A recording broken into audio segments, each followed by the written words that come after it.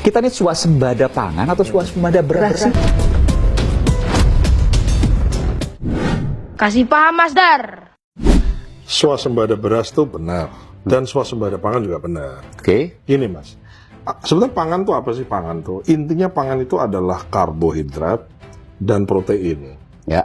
Nah, kita dari kebutuhan satu piring karbohidrat dan protein kita, kalau sayur dan lain-lain kan itu vitamin dan seterusnya. Tapi intinya kan orang makan itu kan butuh karbohidrat dan protein. Dari satu piring karbohidrat itu kan yang paling utama kan nasi. Kalau kita makan nasi, kita kan selama ini kita masih impor beras.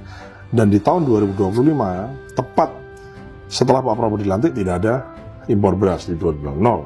Kenapa saya bisa katakan swasembada beras? Iya, pastikan sudah swasembada karena kita tidak impor. Kenapa swasembada pangan?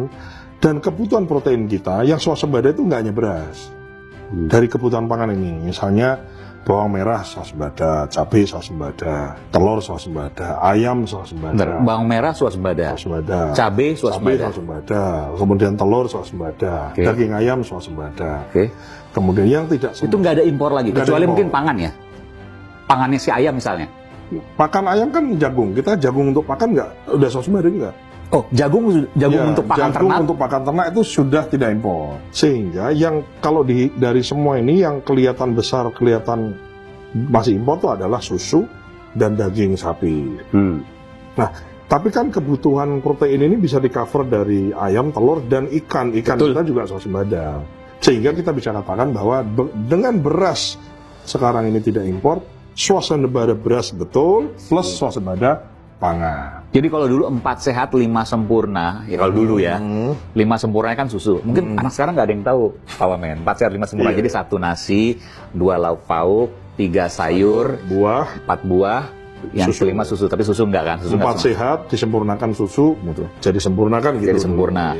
Nah, nasi swasembada, sayur swasembada lah ya. Lauk pauk swasembada, telur proteinnya tadi, ayam proteinnya, ikan proteinnya itu swasembada. Betul. Buah-buahan juga swasembada. Jadi udah swasembada pangan ini ya? Betul. Harusnya kan itu tadi yang ada memang yang masih impor, yang saya bilang tadi masih impor kan susu dan daging sapi. Nah, ini menjadi tantangan kita bagaimana kita juga mengarah menuju ke sana supaya impornya tuh pelan-pelan berkurang.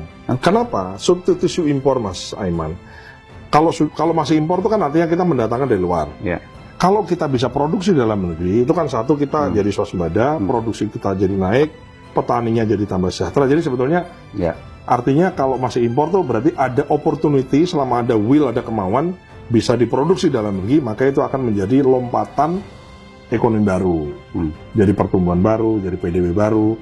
Ekonomi muter lah. Ya, tadinya mensejahterakan peternak luar negeri misalnya, jadi nambahi di sini.